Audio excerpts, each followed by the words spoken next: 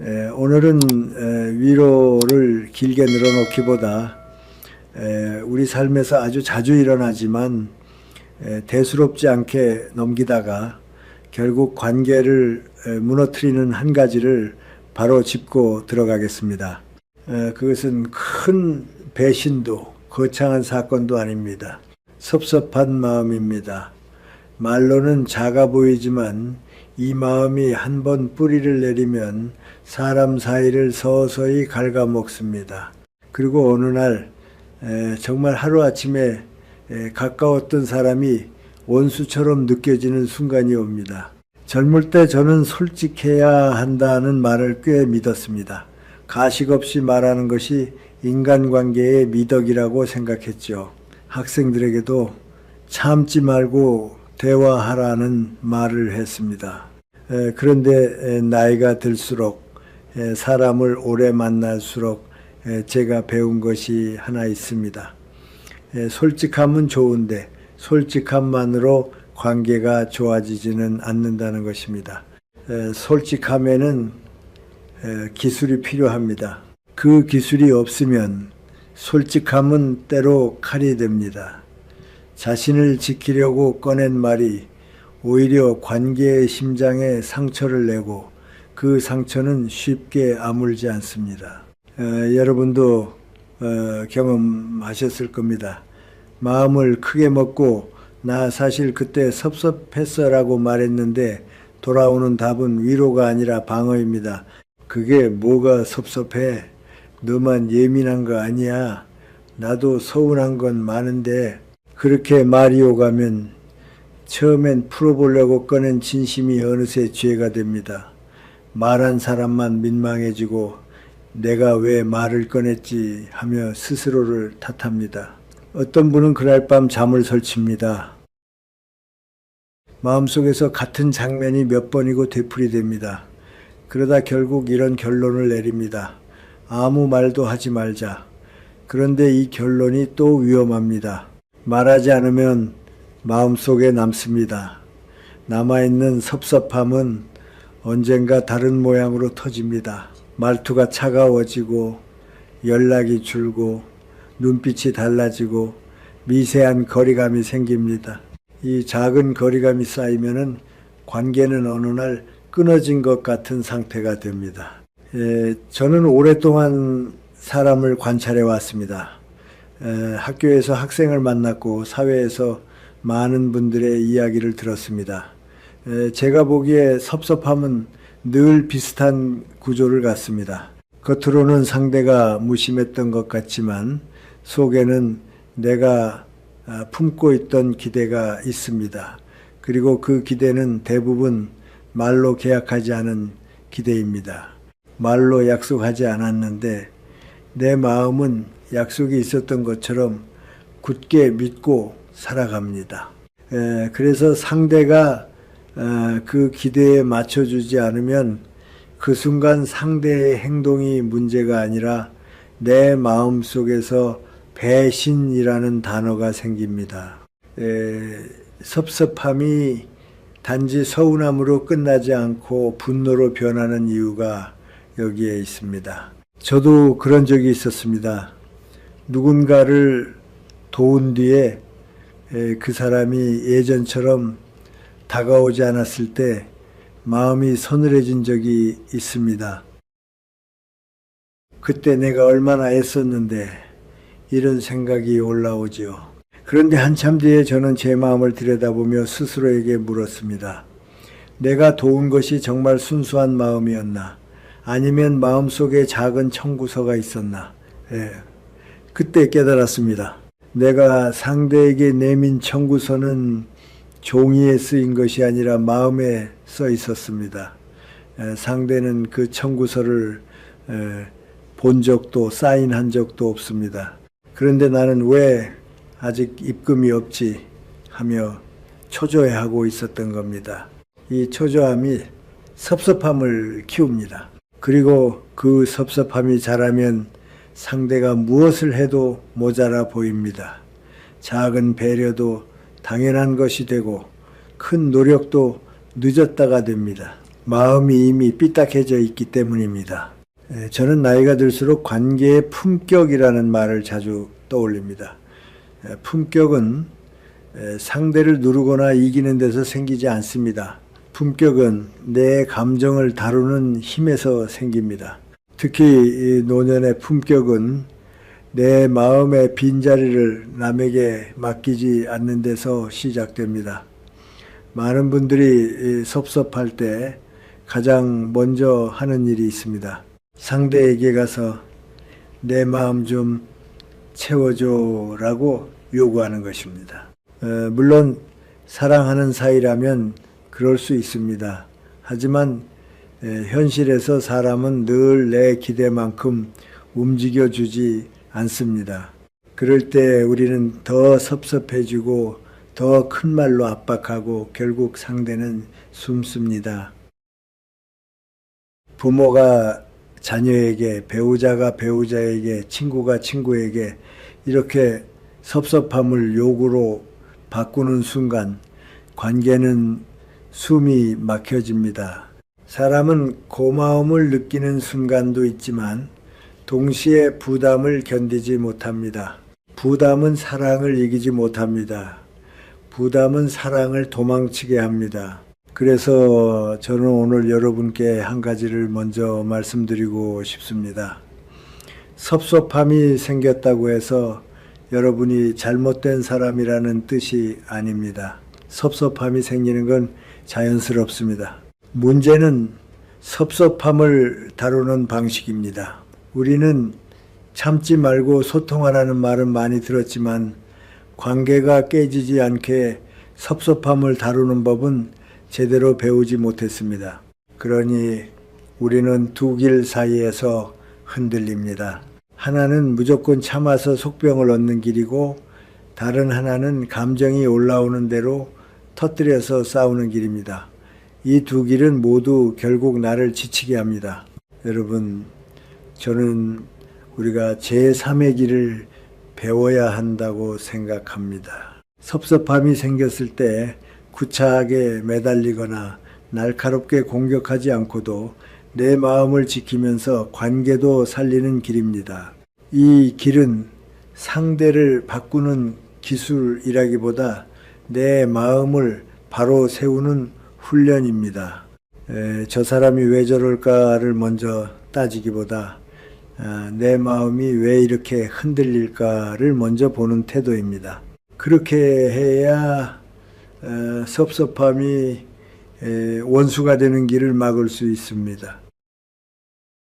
제가 늘 말하는 것이 있습니다. 사람은 누구나 바쁩니다. 누구나 자기 사정이 있습니다. 그리고 누구나 완벽하지 않습니다. 그런데 우리가 섭섭함을 크게 키우는 순간은 대개 상대의 사정을 보지 못할 때입니다. 내 마음이 상한 그 순간 우리는 세상을 내 마음 중심으로 해석합니다.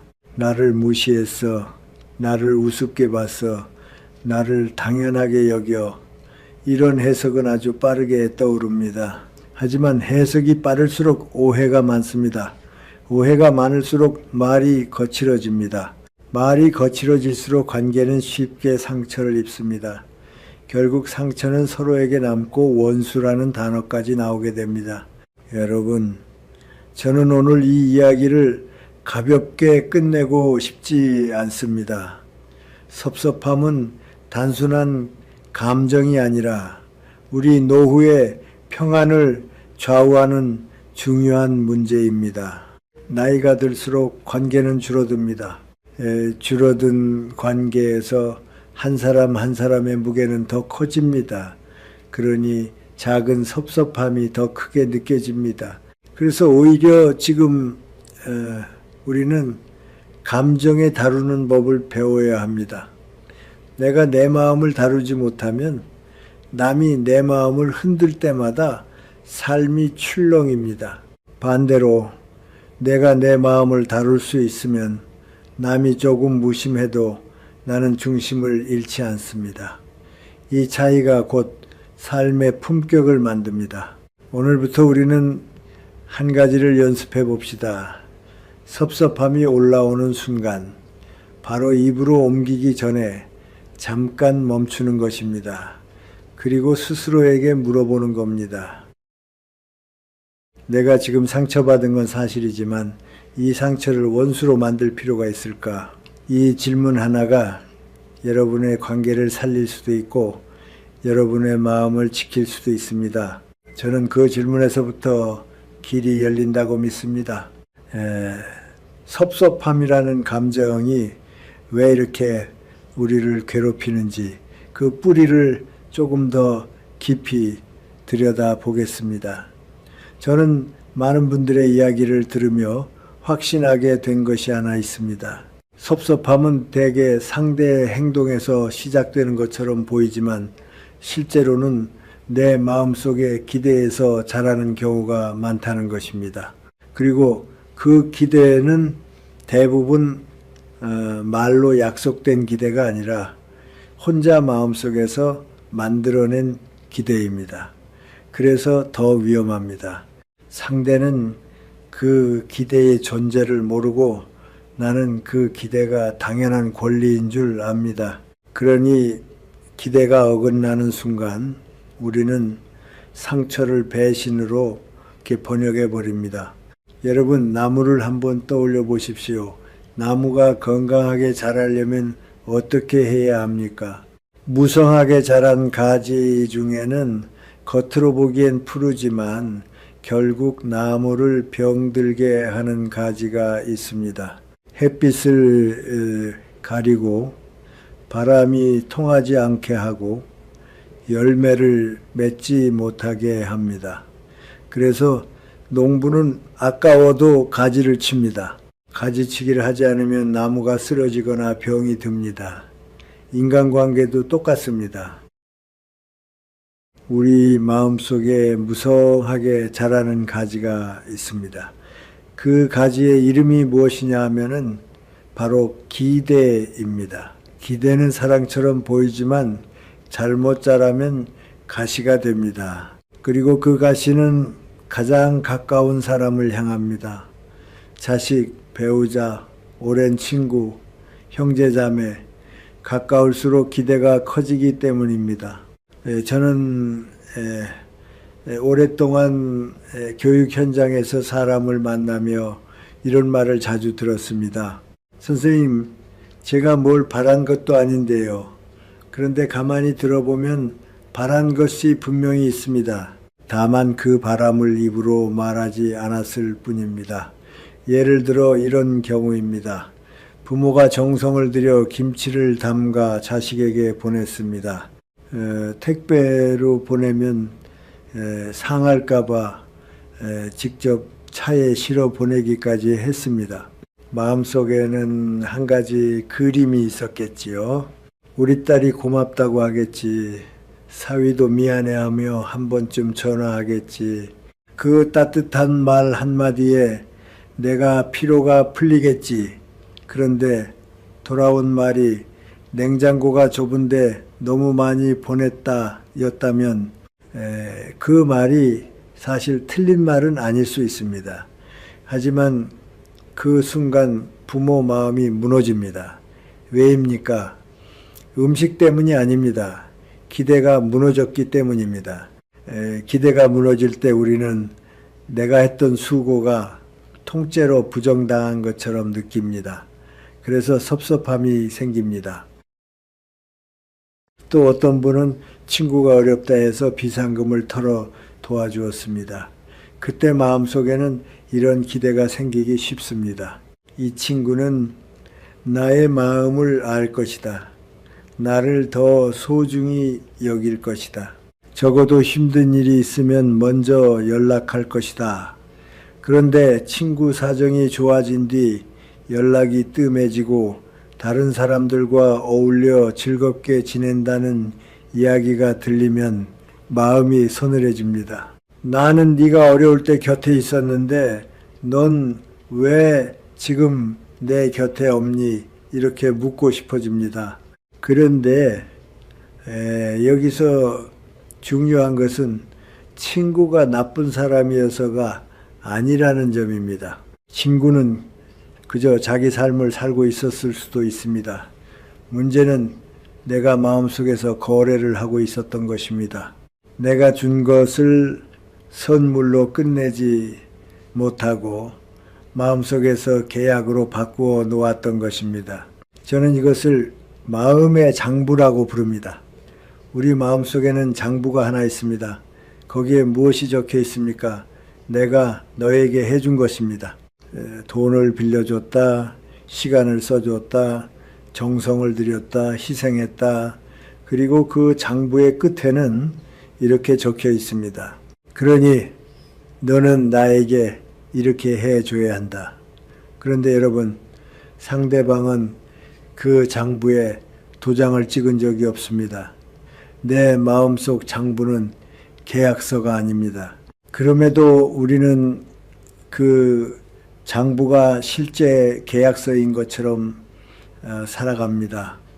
그래서 입금이 안 되면은 부도가 나는 것처럼 마음이 쓰리고 화가 납니다. 기대가 큰 사람일수록 이 부도는 더 크게 느껴집니다. 여러분, 여기서 우리가 해야 할 첫 번째 훈련이 있습니다. 기대의 가지치기입니다. 가지치기는 관계를 포기하라는 말이 아닙니다. 오히려 관계를 살리기 위해서 필요합니다. 기대가 많아지면은 상대에게 부담이 되고 내게는 상처가 됩니다. 결국 둘 다 지칩니다. 그러니 기대를 줄이는 것이야말로 서로를 살리는 길입니다. 기대를 줄이면 마음이 차가워지지 않느냐고 묻는 분도 있습니다. 저는 오히려 반대라고 생각합니다. 기대를 줄여야 따뜻함이 오래 갑니다. 기대가 없으면 작은 것에도 감사할 수 있고 감사는 관계를 오래 살립니다. 저는 개인적으로 이런 문장을 마음속에서 자주 되뇌었습니다. 저 사람은 내 마음을 채워줄 의무가 없다. 이 문장은 차갑게 들릴지 모르지만 사실은 아주 따뜻한 문장입니다. 왜냐하면 이 문장은 나를 자유롭게 하기 때문입니다. 상대를 의무에서 풀어주고 나를 실망해서 풀어줍니다. 그때부터 관계는 부담이 아니라 여유가 됩니다. 내가 준 것을 대가로 바꾸지 않으면 섭섭함의 많은 부분은 스스로 사라집니다. 그리고 또 하나의 문장이 있습니다. 내가 해주고 싶어서 한 것이다. 그걸로 이미 충분하다. 여러분, 우리가 누군가에게 베풀 때 그 순간 우리의 마음은 이미 기뻤습니다. 그것이 보상입니다. 그런데 시간이 지나며 우리는 그 기쁨을 잊고 받을 것만 기억합니다. 그래서 섭섭해집니다. 다시 그때의 마음으로 돌아가십시오. 내가 해주고 싶어서 했다는 사실을 기억하십시오. 그러면은 마음의 짐이 가벼워집니다. 제가 나이가 들며 배운 것 중 하나는 사람은 상황이 바뀌면 마음도 바뀐다는 것입니다. 이것을 나쁘게만 해석할 필요는 없습니다. 세상이 그렇습니다. 누구나 자기 삶의 무게를 안고 삽니다. 그러니 변하지 않는 마음을 요구하면 그 요구가 결국 나를 괴롭힙니다. 저는 다산 정약용 선생의 삶을 떠올릴 때가 있습니다. 긴 유배의 생활 속에서 믿었던 사람들에게서 등을 돌림을 받았을 때 그분이 세상을 원망하며 살았다면 어떻게 되었겠습니까? 하지만 그분은 아들에게 이렇게 가르쳤다고 전해집니다. 하늘을 원망하지 말고 남을 탓하지 마라. 이 말은 체념이 아닙니다. 마음을 지키는 기술입니다. 남을 탓하는 순간 내 마음은 더 거칠어지고 원망은 내 안에서 독이 됩니다. 그러니 원망 대신 내 마음을 지키는 방향으로 돌아서라는 뜻입니다. 여러분, 기대의 가지치기는 하루아침에 끝나지 않습니다. 습관이기 때문입니다. 기대는 나쁜 의도가 아니라 사랑에서 출발하는 경우가 많습니다. 하지만 사랑이 기대로 굳어지는 순간 사랑은 무거운 짐이 됩니다. 그러니 오늘부터 작은 연습을 하십시오. 섭섭함이 올라올 때마다 마음속에서 이렇게 말하는 것입니다. 지금 내 안에 장부가 펼쳐지고 있구나. 그 순간 장부를 덮는 연습을 하는 겁니다. 상대는 그 장부에 서명하지 않았다. 이렇게 인정하는 것만으로도 마음이 한결 가벼워집니다. 그리고 마지막으로 이렇게 말하십시오. 나는 꽃처럼 피었을 뿐이다. 꽃이 벌에게 꿀을 요구하지 않듯 나는 내가 할 일을 했을 뿐이라고. 이 생각은 여러분의 마음을 부드럽게 합니다. 기대가 줄어들면 섭섭함이 줄어듭니다. 섭섭함이 줄어들면 말이 부드러워집니다. 말이 부드러워지면 관계는 다시 숨을 쉽니다. 여러분이 지키고 싶은 관계가 있다면 먼저 기대부터 줄이십시오. 기대를 줄이는 것이 포기가 아니라 지혜입니다. 그것이 노년의 품격이고 마음의 자유입니다. 이번에는 섭섭함이 커지는 두 번째 이유, 곧 해석의 문제를 이야기하겠습니다. 사람 사이의 갈등은 사실 사건보다 해석에서 더 자주 시작됩니다. 같은 일을 겪어도 어떤 사람은 그럴 수 있지 하고 넘어가고 어떤 사람은 나를 무시했구나 하며 마음이 꺾입니다. 사건은 하나인데 마음의 번역기가 다르기 때문입니다. 저는 이것을 마음의 번역 습관이라고 부릅니다. 나이가 들수록 이 번역 습관은 굳어집니다. 그래서 관계가 더 쉽게 닫힙니다. 오늘 우리가 해야 할 훈련은 하나입니다. 상대의 행동을 무심함이 아니라 바쁨으로, 악의가 아니라 사정으로 먼저 번역해 보는 것입니다. 여러분, 이런 경험이 있으십니까? 자식에게 전화를 했는데 받지 않습니다. 하루가 지나도 답이 없습니다. 이틀이 지나도 조용합니다. 그런데 며칠 뒤 카카오톡 프로필 사진은 바뀌어 있습니다. 골프 치는 사진, 어디 놀러 간 사진, 맛있는 것을 먹는 사진, 그때 여러분 마음속 번역기는 즉시 작동합니다. 나랑 통화할 시간은 없고 저런 건 할 시간이 있나 보네. 나를 우습게 보는구나. 이제 부모를 귀찮아하는구나. 이 번역기가 작동하는 순간 섭섭함은 분노로 변합니다. 그리고 분노는 말투로 흘러나옵니다. 너 요즘 뭐가 그렇게 바쁘길래 전화 한 통을 못하니? 너희는 부모를 뒷방 늙은이 취급하냐? 이런 말이 나옵니다. 여러분, 그 말이 나오는 순간 관계는 숨이 막혀집니다. 자식은 마음이 다칩니다. 미안하다는 말보다 또 시작이네 라는 생각이 먼저 듭니다. 그렇게 몇 번 반복되면은 자식은 전화를 더 피합니다. 여러분은 더 섭섭해집니다. 결국 서로의 마음이 멀어집니다. 이게 현실입니다. 저는 많은 가정에서 이 악순환을 보았습니다. 부모는 사랑 때문에 전화를 걸었는데 자식은 부담 때문에 피하게 됩니다. 부담 때문에 피하니 부모는 더 화가 납니다. 화가 나니 자식은 더 멀어집니다. 이 악순환을 끊는 사람은 누구입니까? 먼저 마음의 번역기를 바꾸는 사람입니다. 상대를 바꾸기보다 내 해석을 바꾸는 사람이 관계를 살립니다. 제가 젊었을 때도 이런 실수를 했습니다. 누군가가 연락을 늦게 했을 때 저는 속으로 나를 가볍게 보는가 하고 생각한 적이 있습니다. 그러나 시간이 지나며 깨달았습니다. 사람은 누구나 자기 일이 있고 누구나 자기 사정이 있습니다. 나를 사랑하지 않아서가 아니라 그 순간 마음의 여유가 없었을 수도 있습니다. 그런데 우리는 남의 사정을 보기 전에 내 감정을 먼저 봅니다. 내 감정이 먼저 불이 붙으면 세상은 그 불빛으로만 보입니다. 그래서 작은 침묵도 큰 무시로 보입니다. 이것이 섭섭함을 키우는 가장 흔한 길입니다. 여러분, 여기 아주 좋은 예가 하나 있습니다. 오래된 친구에게 전화를 했는데 받지 않습니다.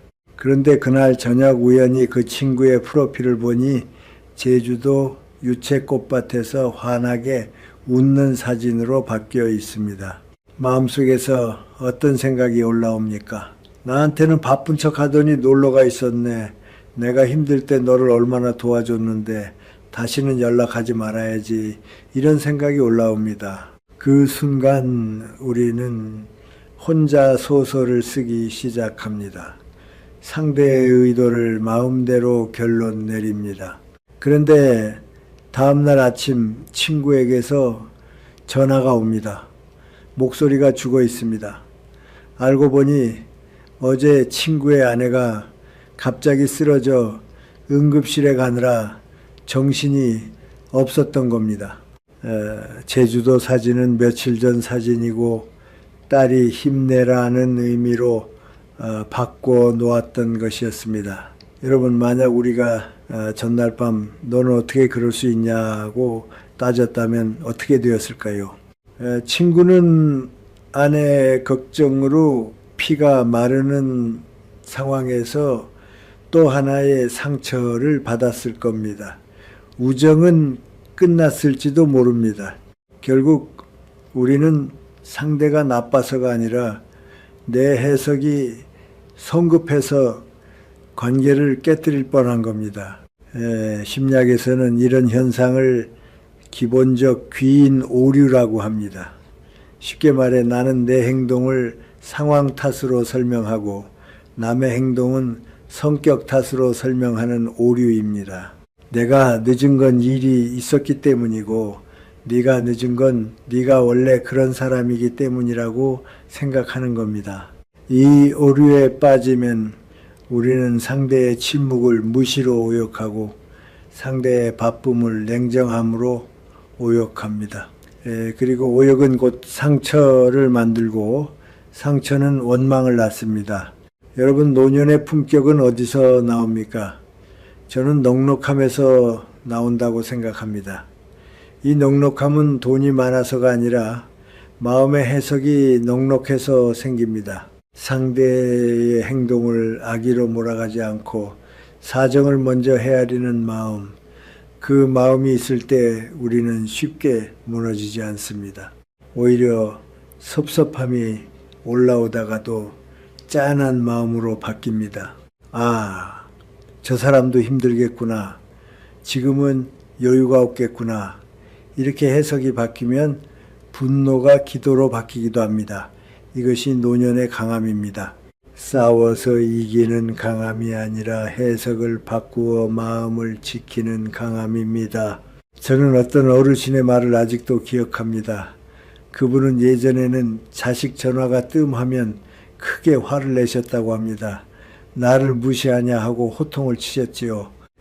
그런데 어느 날 자식이 쓰러졌다는 소식을 듣고 병원에 달려가 보니 자식이 얼마나 힘들게 버티고 있었는지 알게 되었다는 겁니다. 그날 이후 그분은 생각이 바뀌었습니다. 무소식이 희소식이더라. 연락이 없다는 건 그만큼 자기 자리에서 버티고 있다는 뜻이더라. 여러분, 해석 하나를 바꿨을 뿐인데 그분의 얼굴이 달라졌습니다. 섭섭함이 줄어드니 표정이 부드러워졌고 표정이 부드러워지니 자식도 다시 다가왔습니다. 이것이 관계의 이치입니다. 공자는 평생 지켜야 할 한 글자를 서라고 했습니다. 용서할 서입니다. 그런데 이 글자를 잘 들여다보면은 같을 여 아래에 마음심이 있습니다. 즉, 내 마음을 기준으로만 판단하지 말고 상대의 마음을 내 마음처럼 헤아리라는 뜻입니다. 저는 이 말이 노년기에 특히 중요하다고 생각합니다. 젊을 때는 에너지가 많아 해석이 거칠어도 관계를 다시 붙잡을 힘이 있습니다. 그러나 나이가 들수록 관계를 회복하는 힘이 줄어듭니다. 그러니 처음부터 해석을 부드럽게 해야 합니다. 그것이 지혜입니다. 여러분, 오늘부터 이렇게 연습해 보십시오. 섭섭한 상황이 생기면 마음속 번역기를 한번 멈추고 이렇게 말해 보는 겁니다. 나를 무시하는 게 아니라 지금 그 사람은 제 코가 석자일 수 있다. 무소식이 희소식이다. 각자 자리에서 치열하게 살고 있구나. 이 말을 입 밖으로 한번 내어뱉어 보십시오. 말은 마음을 이끕니다. 해석은 감정을 이끕니다. 해석이 바뀌면 감정이 바뀌고 감정이 바뀌면 관계가 살 길이 열립니다. 여러분, 우리는 남을 통제할 수 없습니다. 그러나 내 해석은 훈련할 수 있습니다. 섭섭함을 분노로 키우는 길은 성급한 해석에서 시작됩니다. 반대로 섭섭함을 지혜로 바꾸는 길은 넉넉한 해석에서 시작됩니다. 노년의 품격은 바로 이 넉넉함에서 나옵니다. 이번에는 섭섭함이 올라올 때 가장 결정적인 기술 하나를 말씀드리겠습니다. 저는 이것을 3일의 침묵 또는 72시간의 골든타임이라고 부릅니다. 관계를 무너뜨리는 말은 대부분 내용이 나빠서가 아니라 타이밍이 나빠서 생깁니다. 우리가 화가 났을 때 하는 말은 대개 옳고 그름을 가리기보다 상대를 아프게 하는 방향으로 튀어나옵니다. 그러고 나면 나중에 후회합니다. 내가 왜 그렇게까지 말했지? 그 말은 하지 말았어야 했는데 여러분, 후회는 늘 늦습니다. 그래서 우리는 말하기 전에 시간을 가져야 합니다. 그 시간을 저는 딱 3일로 권합니다. 한국 사람들은 숙성의 힘을 잘 압니다. 김치는 바로 담그면 맛이 없습니다. 된장도 시간이 필요합니다. 그런데 감정은 어떻습니까? 감정은 대개 숙성시키지 않고 바로 꺼냈습니다. 막 잡은 생선처럼 비리고 날카로운 상태에서 말이 나갑니다. 그 말은 상대의 마음을 상하게 하고 관계를 흔듭니다. 그러나 감정을 딱 3일만 묵혀두면 그 감정은 놀랄 만큼 달라집니다. 처음에는 분노였던 것이 서운함으로 내려오고, 서운함은 아쉬움으로 내려오고, 아쉬움은 이해로 바뀌기도 합니다. 이 변화가 일어나는데 필요한 시간이 바로 72시간입니다. 심리학에서도 비슷한 이야기를 합니다. 우리가 화가 나면 뇌의 감정 영역이 강하게 흥분합니다. 그때는 이성적인 판단이 약해지고 말이 과격해집니다. 흔히 눈이 뒤집혔다고 하죠. 그 상태에서 하는 말은 거의 100% 후회를 남깁니다. 그래서 저는 사람들에게 늘 말합니다. 화가 나면 섭섭하면 당장 결론을 내리지 말고 시간을 가지십시오. 지금 내 감정이 말하고 있다. 3일만 기다리자. 이 한 문장이 관계를 살립니다. 여러분, 어떤 분의 이야기를 들려드리겠습니다. 경기도에 사시는 한 어머니가 가족 단체방에 좋은 글과 예쁜 꽃 사진을 올렸다고 합니다. 별것 아닌 것처럼 보이죠. 그런데 시간이 지나도 숫자 1이 사라지지 않습니다. 읽긴 읽었는데 아무도 답을 하지 않는 겁니다. 1시간, 2시간, 밤이 되어도 조용합니다. 그때 마음이 어땠겠습니까? 내가 투명인간인가? 읽고도 무시하네. 지들끼리는 잘 웃고 떠들면서 이런 생각이 올라옵니다. 그리고 그 생각이 뜨거운 감정으로 바뀌면 손이 먼저 움직입니다. 나가기 버튼을 눌러버립니다. 나 이제 너희랑 말 안 섞어. 어디 한번 내 빈자리를 느껴봐. 이런 작은 시위가 관계를 흔듭니다. 그런데 여러분, 다음 날 아침 눈을 뜨면 마음이 정말 시원합니까? 대개 그렇지 않습니다. 오히려 더 쓰립니다. 내가 왜 나갔지? 괜히 일을 크게 만들었나? 이제 어떻게 다시 들어가지? 그렇게 자존심이 또 문제를 만듭니다. 여기서 우리가 배울 것이 있습니다. 감정이 뜨거울 때 행동은 언제나 감정을 더 뜨겁게 만듭니다. 뜨거운 감정은 결코 문제를 해결하지 못합니다. 오히려 문제를 확대합니다. 그래서 저는 3일의 침묵을 권합니다. 침묵은 비겁함이 아닙니다. 침묵은 회피가 아닙니다. 침묵은 자신을 지키는 품격입니다. 동양고전에 3-4-1원이라는 말이 있습니다. 3번 생각하고 1번 말하라. 여기서 3번은 단순한 횟수가 아니라 충분한 시간을 의미합니다. 말은 1번 나가면 돌아오지 않습니다. 관계도 마찬가지입니다. 1번 깨진 신뢰는 다시 붙이기가 어렵습니다. 그러니 말하기 전에 시간을 가지는 것이 가장 현명합니다. 여러분, 그럼 3일 동안 우리는 무엇을 해야 합니까? 저는 아주 실용적인 방법 하나를 추천합니다.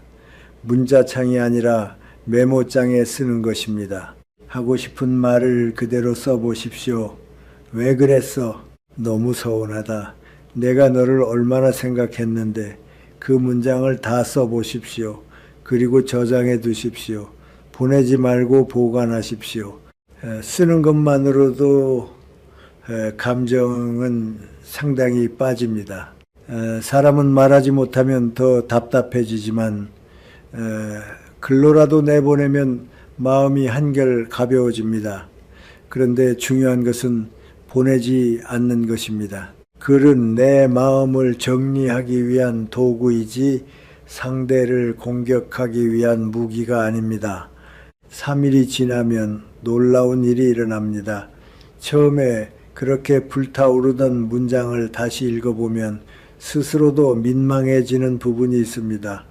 내가 너무 과했구나. 이건 굳이 말해서 싸울 일이 아니구나. 이렇게 되면 80%의 문제는 그냥 사라집니다. 그리고 사라진 문제는 다시 묻지 마십시오. 그때 내가 얼마나 참았는지 알아? 이런 말은 다시 장부를 펼치는 일입니다. 참았던 것은 내 품격으로 남기면 됩니다. 상대에게 청구서로 내밀 필요는 없습니다. 하지만 여러분, 3일이 지나도 마음이 가라앉지 않는 일이 있습니다. 상대가 반복적으로 나를 무시하거나 선을 넘어오는 말과 행동을 계속하는 경우입니다. 이럴 때는 3일 뒤에 말하십시오. 그러나 그때 말은 달라져야 합니다. 3일이 지나면은 우리는 감정이 아니라 이성으로 말할 수 있습니다. 이성으로 말하면은 목소리가 낮아집니다. 말이 짧아집니다. 주어가 바뀝니다. 너는 왜 그래? 가 아니라 나는 그때 이런 마음이 들었다로 바뀝니다. 이것이 어른의 말입니다. 상대를 때리는 말이 아니라 관계를 살리는 말입니다. 다락과 때 이것이 저는 노년에 가장 위험한 것이 즉시 반응이라고 생각합니다. 나이가 들수록 마음이 예민해지고 외로움이 섞이고 자존심이 앞서기 쉽습니다. 그래서 작은 일에도 즉시 반응하고 싶어집니다. 그런데 즉시 반응은 즉시 후회를 낳습니다. 후회는 마음을 더 병들게 합니다. 그러니 우리는 즉시 반응 대신 지연 반응을 연습해야 합니다. 그 지연이 바로 72시간입니다. 그 시간은 상대를 벌주는 시간이 아닙니다. 나를 살리는 시간입니다. 여러분, 섭섭함이 올라올 때 이렇게 말해 보십시오. 지금은 내 감정이 날 것이다. 3일만 숙성시키자. 마치 김치를 담그고 기다리듯이 내 마음도 기다려 주십시오. 기다려주면 마음은 생각보다 빨리 부드러워집니다. 그 부드러움 속에서 우리는 더 정확히 봅니다. 상대의 의도, 내 기대, 상황의 맥락, 그리고 그때 비로소 우리는 올바른 말을 선택할 수 있습니다. 관계는 말로 만들지만 관계는 말 때문에 무너집니다. 특히 타이밍이 나쁜 말 한마디가 평생의 정을 끊어놓기도 합니다. 그러니 여러분, 3일을 선물하십시오. 그 3일은 침묵이 아니라 지혜입니다. 그 3일은 패배가 아니라 품격입니다. 그리고 그 3일이 여러분의 노후를 지켜주는 골든타임이 될 것입니다. 이번에는 섭섭함을 다루는 4번째와 5번째의 핵심을 함께 말씀드리겠습니다. 저는 이것을 한 문장으로 정리합니다. 내 마음의 연료는 내가 채운다.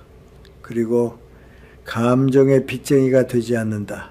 이 2가지를 익히면 섭섭함이 올라와도 관계를 깨뜨리지 않고 스스로를 지킬 수 있습니다. 먼저 여러분, 자동차를 떠올려 보십시오. 기름이 떨어지면 어떻게 됩니까? 차가 덜컹거리고 결국 멈춥니다. 사람 마음도 같습니다. 마음에도 사랑의 연료통이 있습니다. 그 연료가 떨어지면 우리는 작은 일에도 상처를 받습니다. 말투 하나에도 민감해지고 눈빛 하나에도 흔들립니다. 평소 같으면은 웃고 넘길 일을 나를 무시했나 하고 받아들이게 됩니다. 즉 섭섭함이 잦아진다는 것은 관계가 나빠진 신호일 수도 있지만 동시에 내 마음의 연료가 부족해졌다는 신호일 수도 있습니다. 그런데 문제가 있습니다. 많은 사람들이 연료가 떨어지면 어디로 갑니까? 상대에게 갑니다. 배우자에게, 자식에게, 친구에게 가서 말합니다. 나 오늘 힘들어. 나 오늘 외로워. 나 좀 알아줘. 이것 자체가 잘못은 아닙니다. 사랑하는 사람에게 기대고 싶을 때가 있지요. 하지만 현실은 우리가 바라는 만큼 상대가 즉시 반응해 주지 않습니다. 상대도 바쁘고 상대도 지치고 상대도 둔감할 수 있습니다. 그때 우리는 더 섭섭해집니다. 내가 이렇게 힘든데도 몰라줘. 내가 이렇게 해줬는데도 무심해. 이렇게 마음이 움직입니다. 그러면 섭섭함은 단순한 감정이 아니라 상대를 평가하고 단죄하는 칼이 됩니다. 저는 나이가 들수록 더 분명히 알게 되었습니다. 내 마음의 연료통을 남에게 맡기면 결국 나는 남의 반응에 의해 흔들리는 사람이 됩니다.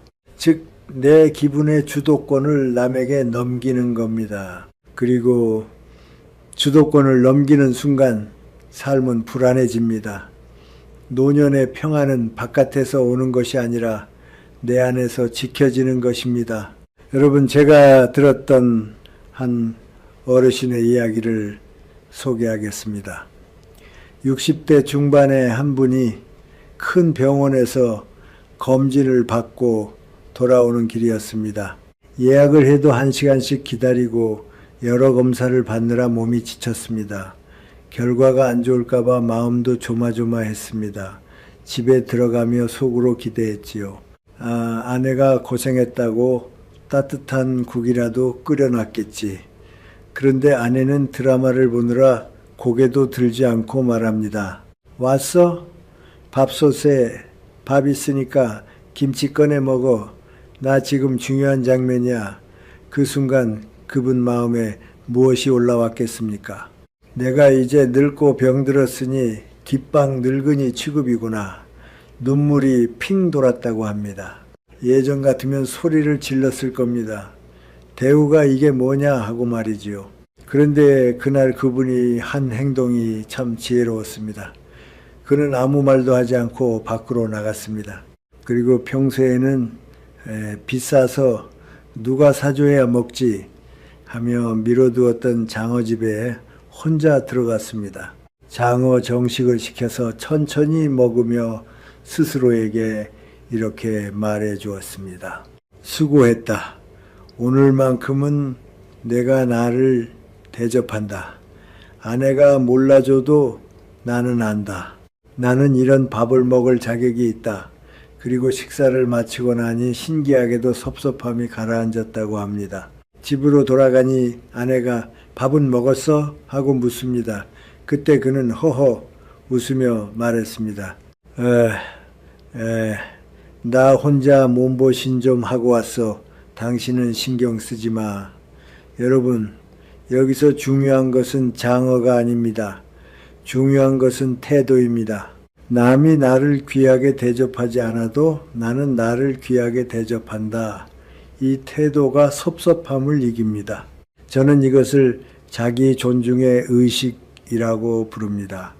우리는 흔히 존중을 남에게서 받으려고만 합니다. 그러나 진짜 존중은 내가 나를 대하는 방식에서 시작됩니다. 내가 나를 하찮게 여기면 남의 작은 무심함에도 무너집니다. 반대로 내가 나를 귀하게 여기면 남이 조금 몰라줘도 흔들리지 않습니다. 내 안이 이미 꽉 차 있기 때문입니다. 내 안이 꽉 찬 사람은 인정이 덤이 됩니다. 있으면 좋고 없어도 그만인 덤. 그러나 내 안이 텅 빈 사람에게는 인정이 생존이 됩니다. 그래서 작은 무심함에도 큰 상처가 됩니다. 여러분, 이제 5번째로 넘어가겠습니다. 감정의 빚쟁이가 되지 마라. 섭섭할 때 사람들이 자주 내뱉는 말이 있습니다. 내가 너를 어떻게 키웠는데, 내가 너 힘들 때 얼마나 도와줬는데 네가 나한테 이럴 수 있어.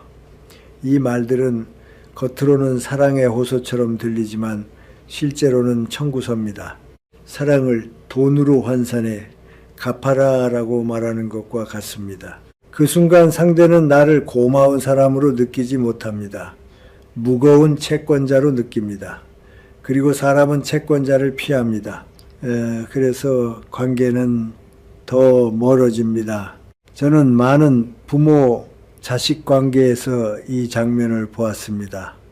아버지가 평생 아껴 모은 돈을 아들의 집 마련에 보태 주었습니다. 마음속에는 은근한 기대가 생길 수 있습니다. 그럼 주말엔 와서 밥도 먹고 자주 얼굴을 비추고 전화도 자주 하겠지. 그런데 아들 내외는 맞벌이로 바쁩니다. 연락이 뜸합니다. 참다 술 한 잔이 들어가면은 아버지 입에서 말이 나옵니다. 야, 이놈아, 내가 내 노후 자금까지 깨서 너 집 해줬다. 그 집에서 편히 자는 게 누구 덕인데 전화 한 통이 없냐. 여러분, 아버지의 희생이 얼마나 귀한지 우리는 압니다. 그런데 그 귀한 희생도 입으로 독촉하는 순간 사랑은 거래가 됩니다. 그리고 거래가 되는 순간 상대는 마음으로 갚지 않습니다. 도망칩니다. 부담이 되기 때문입니다. 여러분, 여기에 인간의 심리가 있습니다. 사람은 은혜를 입으면 고마움을 느낍니다. 그러나 은혜가 갚아야 할 빚으로 바뀌는 순간 고마움보다 부담이 커집니다. 부담은 감사보다 강합니다. 부담은 사람을 도망치게 합니다. 그러니 우리가 사랑하는 사람을 붙잡고 싶다면 사랑을 청구서로 만들지 말아야 합니다. 저는 노자의 말을 떠올립니다. 베풀었으되 그 공을 기대지 마라. 이것은 신비한 철학이 아닙니다. 인간관계의 기술입니다. 해는 만물을 비추지만 내가 너를 따뜻하게 했으니 대가를 내라 하지 않습니다. 비는 땅을 적시지만 내가 곡식을 키워줬으니 절해라 하지 않습니다. 그래서 해와 비는 누구에게나 존경을 받습니다. 여러분, 노년의 존경도 비슷합니다. 내가 한 일을 자꾸 내세우지 않을 때 사람들은 오히려 나를 더 귀하게 봅니다. 내가 사랑을 거래로 만들지 않을 때 상대는 부담 없이 내 곁으로 돌아옵니다. 그렇다면 어떻게 해야 합니까? 마음속 장부를 불태우는 연습을 해야 합니다. 내가 좋아서 한 일이다. 그 아이가 웃어주던 순간으로 이미 보상은 받았다. 각자 자리에서 잘 살면 그뿐이다. 이렇게 마음을 정리해야 합니다. 그리고 섭섭함이 올라올 때는 상대에게 가서 연료를 달라고 하지 말고 내가 내게 연료를 주어야 합니다. 내가 나를 대접하고 내가 나를 살피고 내가 나를 귀하게 여겨야 합니다. 그럴 때 섭섭함은 내 인생을 흔드는 독이 아니라 내 마음의 상태를 알려주는 신호가 됩니다. 여러분, 이 두 가지를 기억하십시오. 내 마음의 연료는 내가 채운다. 나는 감정의 빚쟁이가 되지 않는다. 이 두 가지가 몸에 배면 상대가 조금 무심해도 나는 무너지지 않습니다. 내 안이 채워져 있고 내 말이 거래가 아니기 때문입니다. 이것이 노년의 강함이고 품격입니다. 오늘은 섭섭함이 3일이 지나도 가라앉지 않을 때, 다시 말해 그냥 넘기기에는 선을 넘는 일이 반복될 때 어떻게 말해야 하는지 말씀드리겠습니다. 어떤 분들은 이렇게 생각합니다. 참는 게 어른이다. 그러나 저는 그렇게만 보지 않습니다. 참는 것이 언제나 미덕은 아닙니다.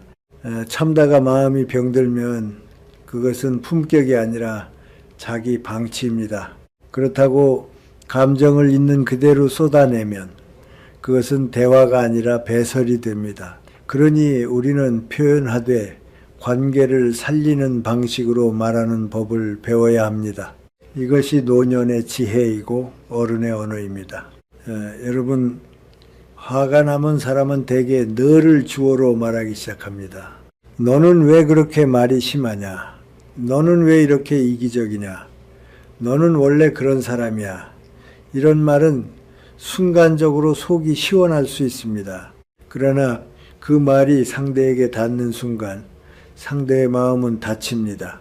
왜냐하면 사람은 누구나 자신이 공격받는다고 느끼면 먼저 방어하기 때문입니다. 방어가 시작되면 대화는 끝납니다. 그때부터는 서로 옳고 그름을 가리는 싸움이 됩니다. 싸움에서는 관계가 살아남기 어렵습니다. 결국 우리가 원하는 존중은 얻지 못하고 거리만 얻습니다. 그래서 저는 여러분께 먼저 안전장치를 걸라고 말씀드립니다. 총에도 안전장치가 있죠. 안전장치를 풀기 전에는 총알이 나가지 않습니다. 대화도 그렇습니다. 본론을 말하기 전에 안전장치를 걸어야 합니다. 그 안전장치는 한 문장입니다. 나는 당신과 계속 잘 지내고 싶어서 이 말을 한다. 또는 우리 관계를 지키고 싶어서 조심스럽게 말한다. 여러분, 이 문장은 아주 단순하지만 힘이 큽니다. 상대의 마음속 경계가 조금 내려갑니다. 나를 공격하려는 게 아니라 관계를 지키려는 말이구나. 이렇게 느끼게 됩니다. 그 순간 대화의 문이 열립니다. 저는 오랜 세월 강단에서 학생들을 가르치며 말 한마디가 사람의 태도를 어떻게 바꾸는지 수없이 보았습니다. 같은 내용을 말해도 내가 너를 고치겠다는 톤으로 말하면 상대는 반항합니다. 반대로 우리가 함께 나아가자는 톤으로 말하면 상대는 듣기 시작합니다. 그러니 안전장치는 습관이 되어야 합니다.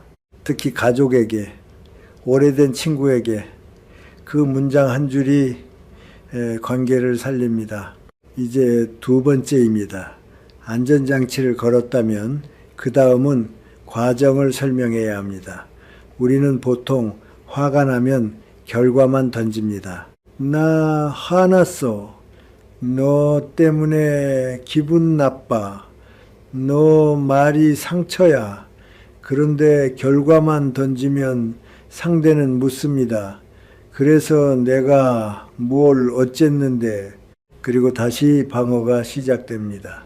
왜냐하면 상대는 내가 무슨 말을 하고 싶은지 정확히 모르기 때문입니다. 결국 서로 추측하고 오해하고 싸웁니다. 그러니 여러분은 결과를 던지기 전에 사실을 말하고 그 사실이 내 마음에 어떤 과정을 거쳐 어떤 감정을 만들었는지 설명해야 합니다. 이것이 어른의 언어입니다. 예를 들어 이런 상황입니다.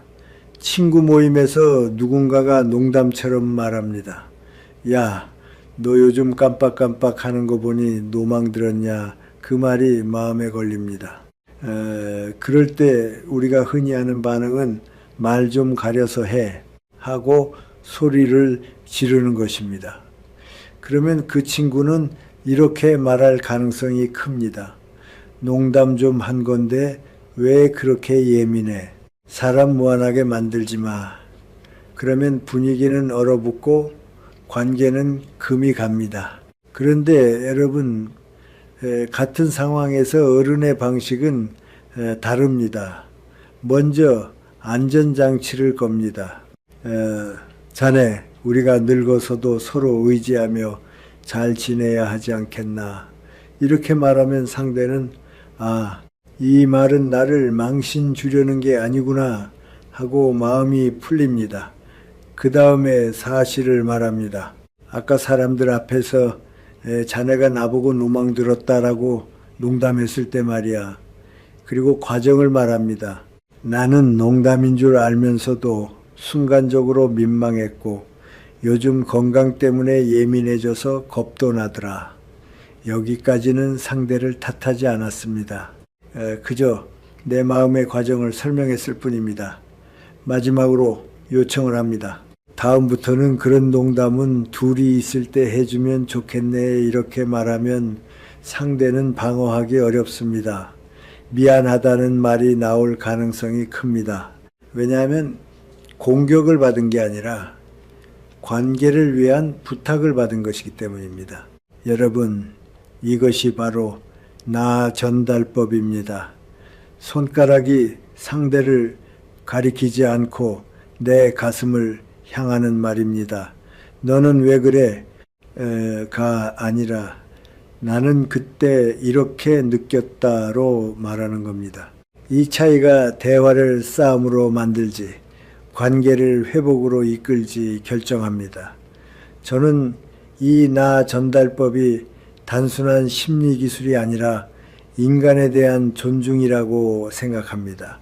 상대를 죄인으로 세우지 않고 내 마음을 정직하게 설명하는 태도이기 때문입니다.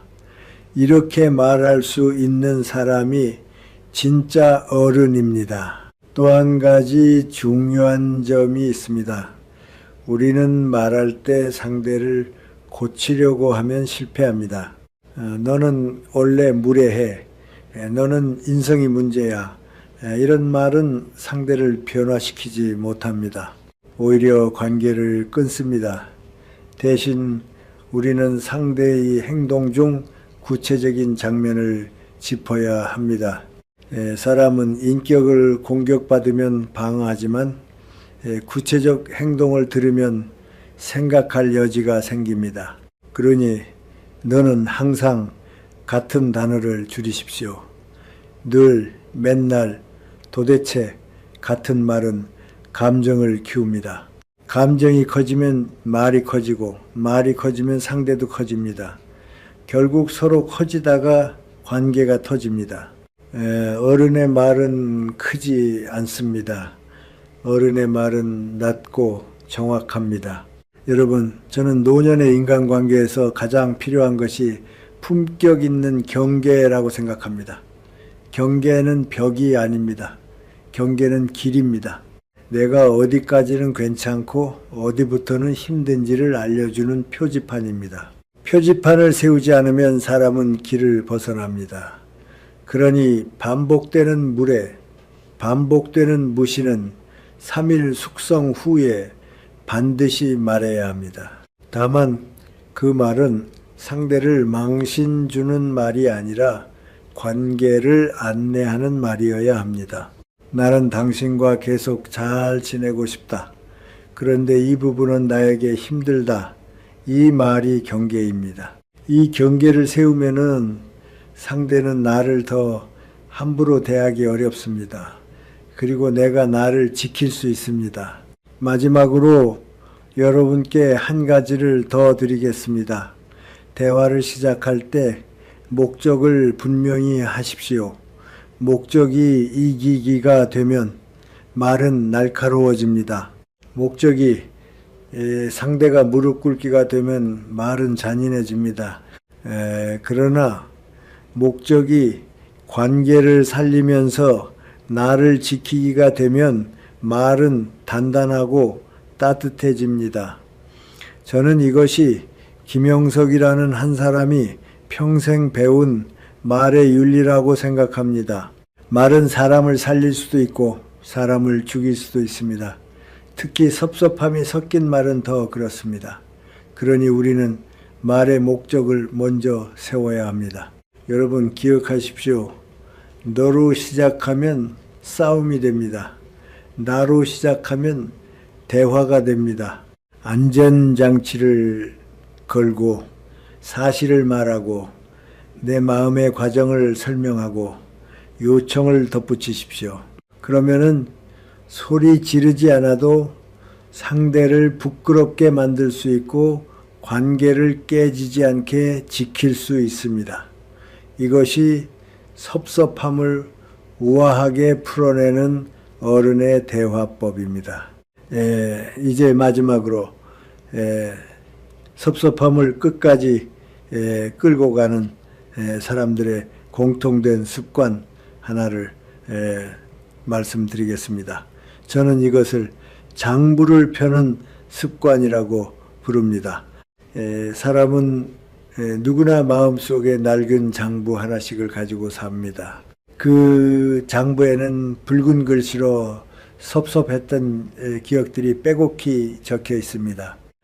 그때 며느리가 했던 말, 그날 친구가 내 전화를 씹었던 일, 내가 아팠을 때 남편이 무심했던 장면. 여러분, 문제는 그 장부가 존재하는 것이 아닙니다. 문제는 우리가 그 장부를 자주 꺼내 읽는다는 데 있습니다. 꺼내 읽는 순간 섭섭함은 다시 살아납니다. 과거의 상처가 현재의 분노가 됩니다. 그래서 관계는 오늘도 회복되지 못합니다. 저는 나이가 들수록 이 사실이 더 분명해졌습니다. 우리 삶에서 관계를 망치는 것은 사건 그 자체보다 기억을 다루는 방식입니다. 어떤 사람은 불편한 기억을 가슴에 묻고도 오늘을 살립니다. 어떤 사람은 불편한 기억을 꺼내어 매일 되새기며 오늘을 망칩니다. 결국 같은 일을 겪어도 어떤 사람은 평온해지고 어떤 사람은 독해집니다. 그 차이는 장부를 덮을 줄 아는가입니다. 여러분, 섭섭함이 사라지지 않는 이유를 생각해 보십시오. 상대가 계속 잘못해서입니까? 물론 그런 경우도 있습니다. 하지만 많은 경우 상대는 이미 잊었는데 나는 아직도 기억합니다. 상대는 그 말을 한 줄도 모릅니다. 그런데 나는 그 말 한마디를 몇 년 동안 안고 삽니다. 그리고 이상하게도 좋은 기억은 빨리 흐려지는데 나쁜 기억은 선명합니다. 그래서 우리는 100가지 잘한 것을 물에 새기고 한 가지 서운한 것을 돌에 새기는 습관을 갖게 됩니다. 그렇게 하면 결국 누가 손해입니까? 상대가 아니라 나입니다. 나의 마음이 무너지고 나의 노후가 쓰러집니다. 여러분, 여기서 우리가 해야 할 마지막 결단이 있습니다. 장부를 덮는 결단입니다. 저는 이 결단을 용서라고 부르기보다 자기 구원이라고 말하고 싶습니다. 용서는 상대를 예쁘게 봐주는 일이 아닙니다. 용서는 내 인생이 너무 짧고 귀하기 때문에 미움이라는 독을 내 몸에 오래 담아두지 않겠다는 선택입니다. 독을 품으면 누구보다 먼저 내가 병듭니다. 그래서 저는 말합니다. 원망은 상대를 벌주는 것 같지만 사실은 나를 벌주는 일이다. 그렇다면 장부를 어떻게 덮습니까? 방법은 생각보다 단순합니다. 첫째, 장부를 태워야 한다는 마음을 가져야 합니다. 장부를 정리해서 보관하려고 하면 안 됩니다. 정리해서 보관한다는 것은 언젠가 또 꺼내 읽겠다는 뜻입니다. 장부는 보관할수록 힘이 세집니다. 그러니 과감하게 태우겠다는 마음을 가져야 합니다. 둘째, 장부를 태우면은 빈자리가 생깁니다. 그 빈자리에 무엇이 들어옵니까? 놀랍게도 고마웠던 기억이 들어오기 시작합니다. 우리가 장부를 펴고 있을 때는 붉은 글씨만 보입니다. 장부를 덮어야 검은 글씨가 보입니다. 검은 글씨는 무엇입니까?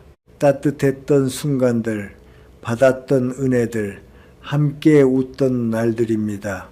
예를 들어 남편이 병원에 데려다 주고도 무심하게 코를 골며 잤던 장면이 장부의 붉은 글씨로 남아있을 수 있습니다. 장부를 펴면 그 장면만 떠오릅니다. 나는 아픈데 저 사람은 저렇게 잔다. 그래서 미움이 커집니다. 그런데 장부를 덮으면 다른 장면이 떠오릅니다. 젊은 날 야근하고 돌아와 말없이 내 손에 쥐어주던 월급 봉투, 아이들 학원비를 걱정하며 밤늦게까지 일하던 모습, 말은 거칠어도 결국 가족을 지키려 했던 마음, 이런 기억들이 떠오르기 시작합니다. 며느리가 섭섭했던 말 한마디가 장부를 덮지 못하게 막고 있을 때는 며느리가 해준 수많은 수고가 보이지 않습니다. 장부를 덮어야 손주를 낳아 안겨주던 순간의 감격이 다시 보입니다. 친구의 말실수가 장부를 덮지 못하게 붙잡고 있을 때는 내가 힘들 때 소주 한 잔 사주며 등 두드려 주던 그 따뜻한 손길이 보이지 않습니다. 장부를 덮으면 그 손길이 보입니다. 여러분, 미움이 거쳐야 고마움이 보입니다. 이것이 마음의 이치입니다. 저는 다산 정약용 선생의 삶에서 이 결단을 떠올립니다. 긴 유배가 끝나고 고향으로 돌아왔을 때 그를 배신했던 사람들, 등을 돌렸던 사람들은 얼마나 불안했겠습니까? 이제 복수당하는 것 아닌가. 그러나 다산은 복수하지 않았다고 전해집니다. 찾아오는 옛 제자들에게 따뜻한 차 한 잔을 내어 주었을 뿐 왜 그랬느냐 묻지 않았습니다. 왜입니까? 다산은 유배지에서 이미 마음의 장부를 태웠기 때문입니다. 장부를 태우지 못한 사람은 고향에 돌아와서도 과거를 붙잡고 삽니다. 장부를 태운 사람은 고향에 돌아와서도 오늘을 살 수 있습니다. 그래서 다산은 뜰에 매화나무를 심고 꽃이 피는 것을 보며 웃었다고 합니다. 저는 이 장면을 생각할 때마다 마음이 조용해집니다. 지나간 겨울의 추위를 기억하지 말고 지금 피어난 매화를 보라. 이 말은 낭만이 아닙니다. 노년의 생존 기술입니다. 과거를 붙잡고 살면은 오늘이 사라집니다. 오늘이 사라지면 남은 인생이 너무 아깝습니다. 여러분, 장부를 덮는다고 해서 모든 일을 잊으라는 말이 아닙니다. 경계가 필요한 관계는 경계를 세워야 합니다. 반복되는 물에는 거리를 두어야 합니다. 그러나 많은 섭섭함은 관계를 끊을 만큼의 죄가 아니라 해석과 기대의 문제인 경우가 많습니다. 그럴 때 장부를 계속 펴고 살면 결국 관계도 잃고 마음도 잃습니다. 그러니 장부를 덮는 훈련을 하십시오. 계속 구체적으로 어떻게 합니까? 저는 이렇게 권합니다. 하루에 한 번 마음속 장부를 떠올릴 때마다 덮자라고 말해 보십시오. 그리고 그 자리에서 고마웠던 기억 하나를 억지로라도 꺼내 보십시오. 그래도 그 사람이 내게 해준 게 뭐였지? 그래도 내가 웃었던 순간은 언제였지? 처음에는 억지처럼 느껴집니다. 그러나 반복하면 마음의 길이 바뀝니다. 우리는 원래 익숙한 길로만 갑니다. 원망의 길이 익숙하면 원망으로 갑니다. 감사의 길을 만들면 감사로 갑니다. 길은 걷는 사람이 만드는 것입니다. 또 하나, 장부를 덮는 사람은 말투가 바뀝니다. 과거를 들먹이지 않습니다. 3년 전에 너, 예전에 네가, 이런 말은 장부를 펼치는 말입니다. 장부를 펼치면 상대도 장부를 펼칩니다. 그러면 두 사람의 장부가 부딪혀서 관계는 깨집니다. 장부를 덮는 사람은 현재만 말합니다. 지금은 내가 이런 마음이다. 앞으로는 이렇게 하고 싶다. 현재와 미래만 말하는 사람은 관계를 살립니다. 과거만 말하는 사람은 관계를 죽입니다. 여러분, 마지막으로 제가 여러분께 드리고 싶은 말이 있습니다. 노년의 평화는 좋은 사람만 만나서 오지 않습니다. 좋은 사람만 만나도 섭섭함은 생깁니다. 평화는 섭섭함이 생겼을 때 내가 어떻게 처리하느냐에서 옵니다. 장부를 펴면 섭섭함은 독이 됩니다. 장부를 덮으면 섭섭함은 지혜가 됩니다. 우리는 독을 선택할 수도 있고 지혜를 선택할 수도 있습니다. 저는 여러분이 지혜를 선택하시길 바랍니다. 미움을 품고 살기에는 우리의 인생이 너무 짧습니다. 그리고 너무 귀합니다. 마지막으로 저는 여러분께 섭섭함을 다루는 기술을 넘어서 그 기술이 우리 인생을 어디로 데려가는지까지 말씀드리고 싶습니다. 저는 오래 살면서 한 가지를 확실히 배웠습니다. 사람은 큰 불행 때문에 무너지는 것 같지만 사실은 작은 감정의 누적 때문에 더 자주 무너집니다. 섭섭함은 작습니다. 그래서 더 무섭습니다. 작은 것은 관리하지 않으면 쌓입니다. 그리고 쌓인 것은 어느 날 삶의 방향을 바꿉니다. 가까운 사람을 멀게 만들고 평범한 하루를 지옥으로 만들고 내 마음의 품위를 빼앗습니다. 그러니 우리는 섭섭함을 상대의 문제로만 두지 말고 내 삶의 관리로 다루어야 합니다. 여러분, 노년의 행복은 무엇으로 결정됩니까? 저는 돈이 전부라고 말하지 않습니다. 건강도 중요합니다. 그러나 무엇보다 큰 것은 마음의 평안입니다. 마음이 편해야 잠을 잡니다. 마음이 편해야 몸도 회복됩니다. 마음이 편해야 사람도 만나고 하루도 즐깁니다. 그런데 섭섭함이 마음에 남아있으면 잠자리에 누워도 생각이 멈추지 않습니다. 왜 그런 말을 했을까? 왜 나만 이렇게 손해일까? 내가 그때 왜 참았을까? 이런 생각이 밤을 잡아먹습니다. 결국 내 인생의 시간과 체력이 섭섭함에게 빼앗깁니다. 저는 이것이 가장 아깝다고 생각합니다. 내 인생은 누군가의 무심함 때문에 망가질 만큼 값싼 것이 아닙니다. 우리는 스스로를 더 귀하게 여길 필요가 있습니다. 제가 강단에서 수십 년을 보내며 학생들에게 가장 자주 했던 말 중 하나가 있습니다. 인간은 선택의 존재다. 우리는 사건을 선택할 수는 없지만 해석을 선택할 수 있습니다. 우리는 남의 마음을 조종할 수는 없지만 내 마음을 훈련할 수 있습니다. 이 말은 노년기에 더 절실해집니다. 왜냐하면 나이가 들수록 삶의 변수는 늘어나고 체력은 줄어들고 관계는 좁아지기 때문입니다. 관계가 좁아질수록 한 사람의 말과 행동이 내 마음에 미치는 영향이 커집니다. 그러니 그 영향에 휘둘리지 않으려면은 내 마음의 기술이 필요합니다. 결국 노년의 품격은 기술입니다. 타고나는 것이 아니라 훈련으로 얻는 것입니다. 여러분, 어떤 분들은 섭섭함을 정의로 착각합니다. 내가 섭섭한 건 당연하다. 상대가 잘못했다. 물론 상대의 잘못이 있을 수 있습니다.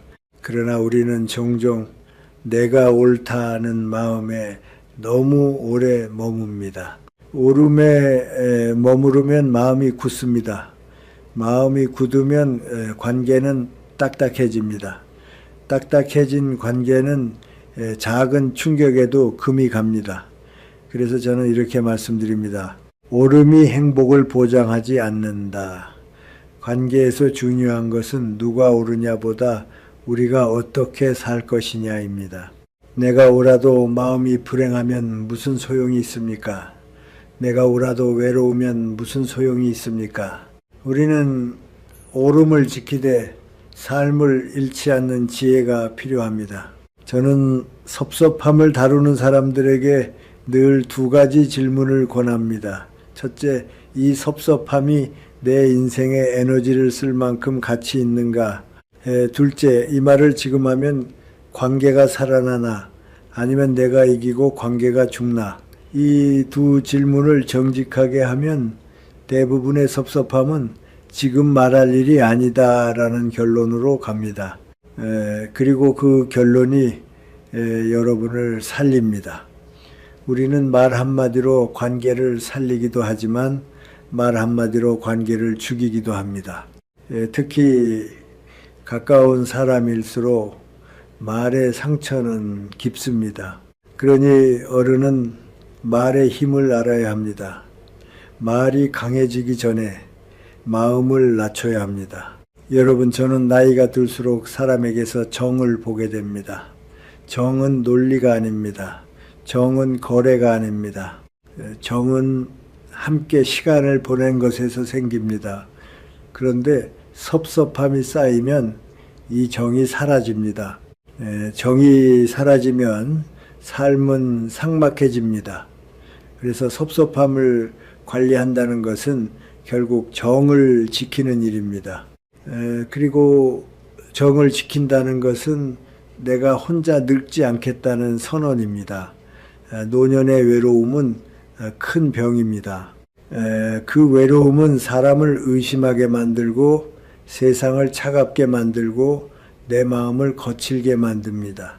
섭섭함을 잘 다루는 사람은 외로움을 줄입니다. 왜냐하면 관계를 끊지 않고 관계를 살릴 줄 알기 때문입니다. 그러나 여기서 한 가지를 더 분명히 해야 합니다. 섭섭함을 다룬다고 해서 누구에게나 맞춰주라는 뜻은 아닙니다. 사람은 경계가 필요합니다.